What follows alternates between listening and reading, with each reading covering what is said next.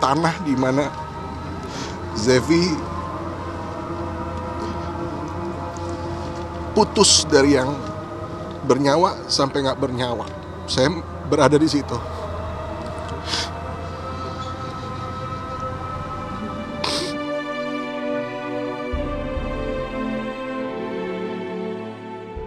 Banyak yang dikatakan janggal dan lain sebagainya. Dikatakan bahwa Zevi itu tidak jatuh. Saya yang mengangkat dia.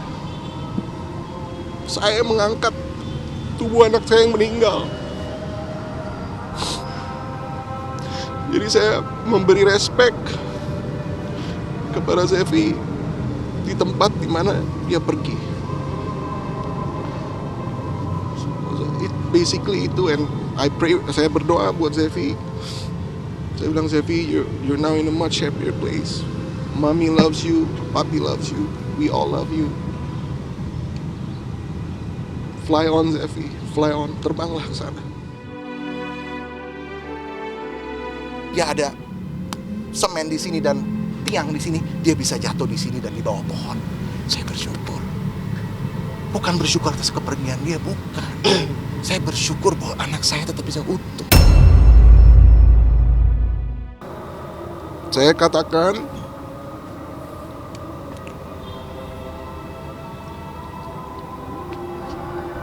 kepada anak saya bahwa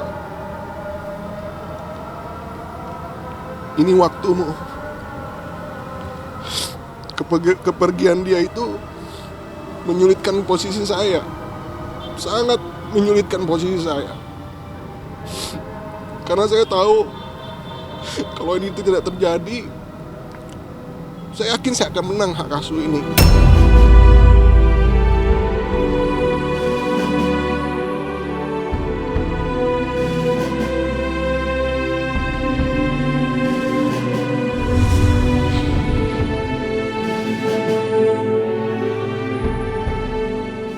Saya berlakukan 1 kali 24 jam per tanggal hari ini, per jam hari ini, per menit hari ini.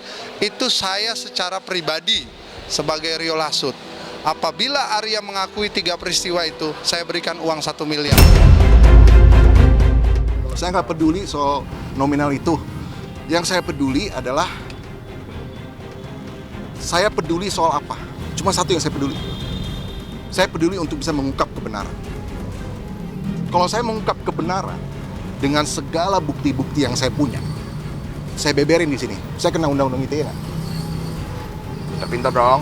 Kena saya. Kalau dia bisa jamin, saya telanjangin ke semua. Saya beberin semua. Dari A sampai Z. Bukan cuma ini aja, semuanya saya jelasin. 1, dia pasti kalah. 2, atau dia nggak berani. 1, dia pasti kalah. 2, atau dia nggak berani. Saya nggak peduli soal nominal. Yang saya peduli adalah saya ditantang oleh orang yang katanya ada pelaku intelektual. Siapa pelakunya? Seolah-olah ini anak ini mati didorong atau dipukul.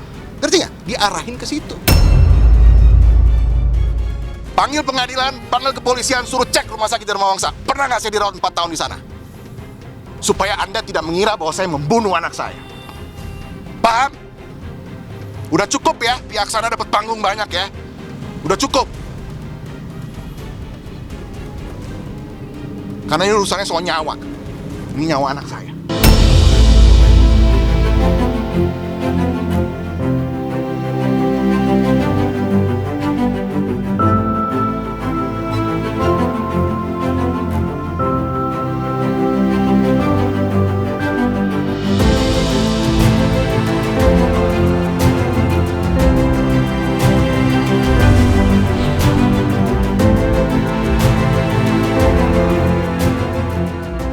Telah ditemukan satu informasi yang cukup akurat bahwa dulunya suaminya Karen ini pernah mengalami gangguan kejiwaan akibat stres dan depresi yang luar biasa, yang katanya karena kehilangan sosok ibu. Akhirnya Karen mencari tahu dan ternyata terkonfirmasi di salah satu rumah sakit, dan salah satu rumah sakit tersebut mengatakan betul pada tahun sekian dan sekian tahun memang suaminya pernah dirawat, mendapatkan perawatan terhadap psikisnya. Pastinya kan akan berdampak, disadari atau tidak, disengaja atau tidak, dampak itu ada, terlihat pada saat komunikasi rumah tangga, pada saat komunikasi dengan Karen sendiri pun juga hal itu terjadi, termasuk juga dia melakukan pola asuh terhadap adik Z ini, Ananda Z ini ya. Seperti yang kita menyitir kalimat dari pengasuh ya, adik almarhum ini di brainwash sedemikian rupa, didoktrin supaya membenci ibu kandungnya sendiri, membenci pengasuhnya, membenci keluarga besarnya, oma dan sebagainya. Nah ini kan sesuatu hal yang buruk. Yang bisa jadi predator anak sendiri dengan modal statement dia pernah masuk rumah sakit jiwa 4 tahun. Itu modalnya. Saya udah buka tantangan.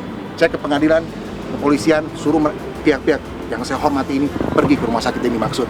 Kalau bisa nemuin saya 4 tahun atau kurang lebih 4 tahun atau di atas 4 tahun sedikit atau di bawah 4 tahun sedikit atau pas 4 tahun, masukin saya ke penjara. Nggak akan nemu. Hebat nggak? Ada nggak berani tantangan gini? Sebagai keluarga Karen, mewakili keluarga Karen, sebenarnya itu bukan dari kita. Itu sama sekali bukan dari pihak keluarga Karen.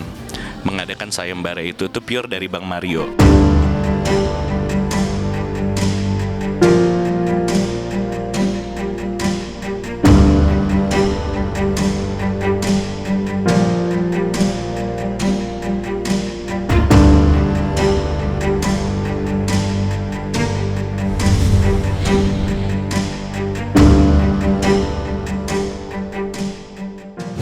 Hari ke-20, anak saya meninggal tanggal 7, sekarang tanggal 27. Ini setengah jalan, ini baru setengah jalan. Saya masih berkabung, diserang-serang terus. Cukup. Coba saya tanya balik, motif saya kalau saya mau bunuh anak saya, apa motif saya? Coba. Apa motif saya? Saya lagi perjuangin anak. Apa motif saya? Panggil tuh Pak Mario, motif saya mau bunuh anak apa? Apa motif saya mau bunuh anak? Darah daging saya sendiri. Cek, bener nggak saya? Apa motif saya mau bunuh anak? Darah daging saya sendiri. Cek, bener nggak saya? Sekarang gini aja dah, kita tanding deh. Kita pakai lie detector, kasih 1 pertanyaan sama saya atau 2 pertanyaan. Pakai lie detector dari Jepang, dari Rusia, dari Amerika. Oke? Pakai lie detector tuh pendeteksi kebohongan. Tes dulu 100 pertanyaan. Puas? Puas. Daftarkan nama-nama Anda yang berani semua bilang janggal semua sini. Maju lo semua. Maju lo semua. Ada yang berani semua bilang janggal semua sini. Maju lo semua. Maju lo semua. Apakah Pak Arya, setelah udah dites nih, alatnya udah valid nih, nggak ada aneh-aneh, yakin semua, yakin. Apakah Arya pembunuh daripada Zefania? Tidak, benar.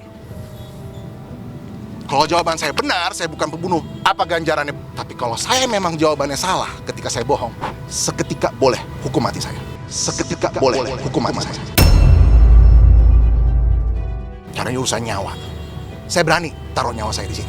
Ya, saya supaya cepat selesai, supaya kita benar-benar tahu apa yang benar-benar terjadi kepada Zefania. Saya berkali-kali bilang bahwa Zefania bukan anak yang clumsy, bukan anak yang serampangan gitu. Dia selalu bertindak dengan hati-hati gitu, dan dia selalu selalu waspada anaknya. Jadi untuk kecelakaan kecil kayak kejeduk atau lagi nari jatuh atau apa gitu, itu oke. Tapi dia tahu bahaya ya. Nggak mungkin apalagi dengan hujan malam hari gitu dia naik. I don't think so.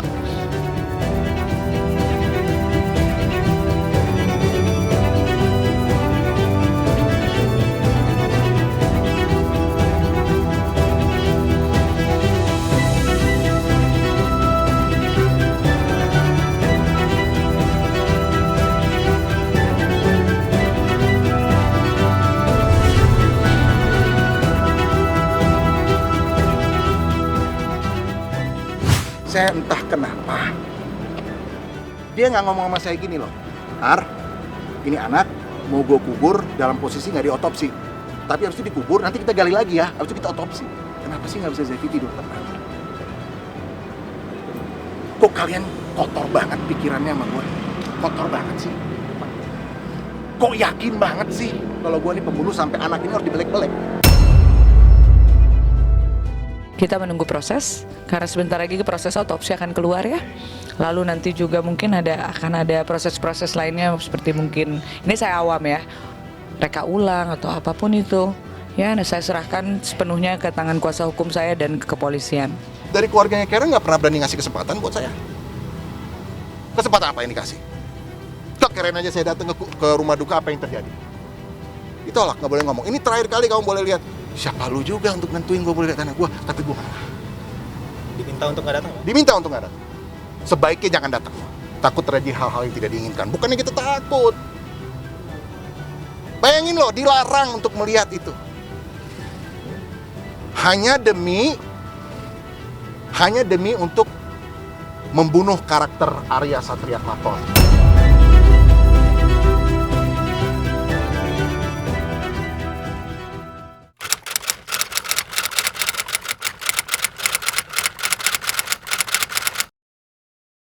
Jadi jangan lupa untuk subscribe Cumi Cumi. Ditekan ya tombol lonceng merahnya.